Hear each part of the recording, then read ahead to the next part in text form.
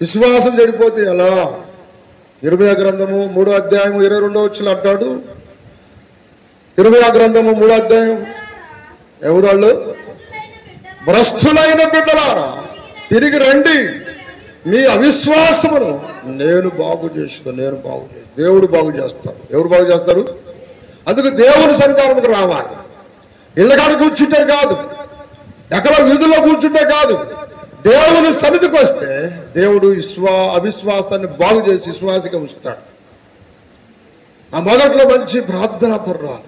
అబ్బో మేము అప్పుడైతే అంటారు కొంతమంది.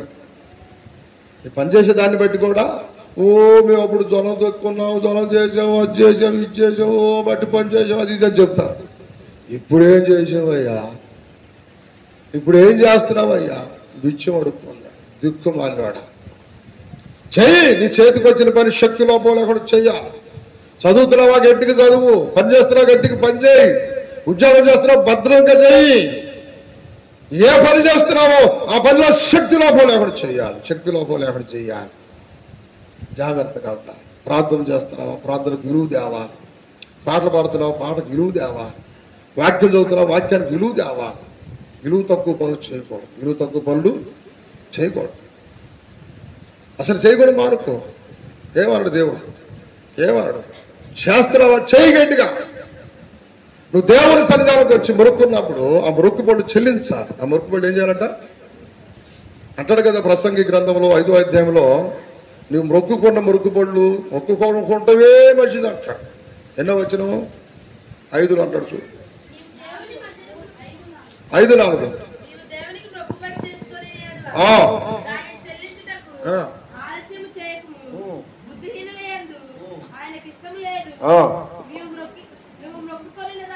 నీవు మొక్కుకున్న దానిని చెల్లించుము,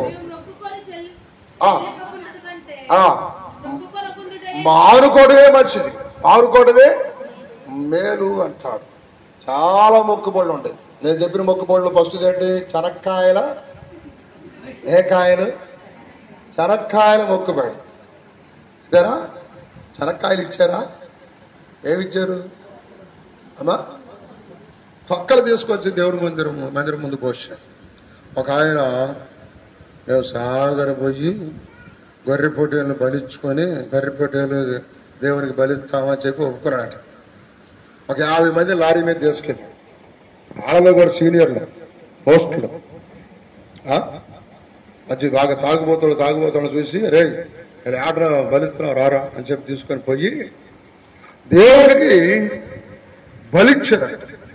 దేవునికి బలిచ్చిన తర్వాత ఆ గొంతు కోసినప్పుడు రక్తం కింద పడకుండా బొచ్చి పెట్టాడంట గిన్నె. ఆ గిన్నె నిండా రక్తం కారిన దాకా ఉంచాడంట. దాన్ని కూడా తీసుకెళ్లి వండారు. దాన్ని ఏమని పిలుస్తారు?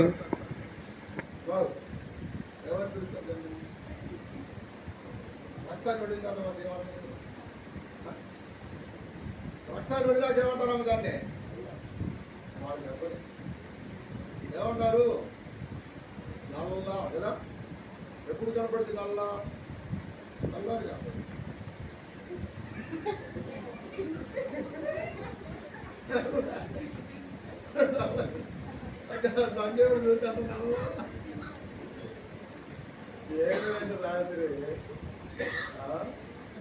నల్ల ఏంటది? నల్ల రక్తం కూడా కింద పండేలా, తోలు కూడా ఒకటి తీసుకెళ్ళాడు, కొమ్ములు కూడా ఒకటి తీసుకెళ్ళాడు, గెట్లు కూడా ఒకటి తీసుకెళ్ళాడు. మొత్తం ఏడు మొత్తం పంచుకున్నారు. దేవునికి ఏమనిపించేవారంటే మలాకి గ్రంథం 2వ అధ్యాయం ఉంటుంది అన్నమాట. మలాకి గ్రంథం 2వ అధ్యాయంలో 3వ వచనం అనుకుంటా చూడండి అమ్మ. మిమ్మును బట్టి ఇత్తరములు చెరిపివేత్తును, మీ ముఖముల మీద పేడవేత్తును, పండుగలో మీరు అర్పించిన పశువుల పేడను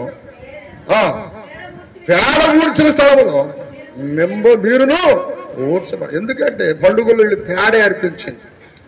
మాంసం ఏమి ఇవ్వల దేవునికి. బలిపీఠం మీద ఏమైనా పెడతారంటే బలిపీఠం మీద ఏమీ పెట్టలేదంట. పేడ చర్చి ముందు పోసారంట. పిండారంట, పేగులు కూడా పిండారంట. పిండెతలకే ఆ పేడంట యాజకులు ఊడవాల్సి వచ్చినట్టు, ఆస్తులు ఊడవాల్సి వచ్చినట్టు. అందుకని దేవుడు అంటాడు, మీరు అర్పించిన పండుగల్లో మీరు అర్పించిన పేడ ఏమర్పించారు చెప్పండి? అమ్మ ఏమర్పించారు? పేడ. ఆ పేడ మీ మొక్కల మీద వేస్తానని చెప్పాడు దేవుడు. మీ మొక్కల మీద పేడ వేస్తాను జాగ్రత్త అని చెప్పేసాడు. ఇప్పుడు పేడ వేసుకుంటున్నారు. ఎట్ట వేసుకుంటారు చెప్పండి? ఎట్ట వేసుకుంటారు? ఆయార నలుగే వస్తున్నారు. నలుగేస్తే ఇప్పుడు పేడ తీసుకొచ్చి బకెట్లో పిండి దాన్ని చేసుకొని చల్లుకుంటారు కదా. ఇప్పుడు ఏం పడుతుంది ముఖం మీద? పేడా కాదా? పేడ చల్లుకుంటారు.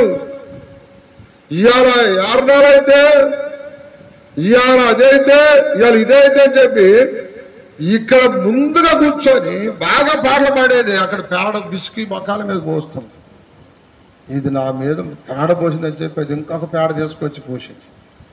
కంపు కొడుతుంది అక్కడ. అలాంటి విశ్వాసులుగా తయారైపోయారు. జాగ్రత్తగా ఉండాలి. మీరు పండుగల్లో ఏమర్పిస్తున్నారు దేవునికి?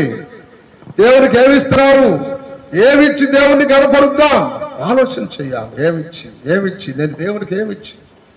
దేవుడు అంటున్నాడు, నాకు బలి అక్కర్లేదు, బలి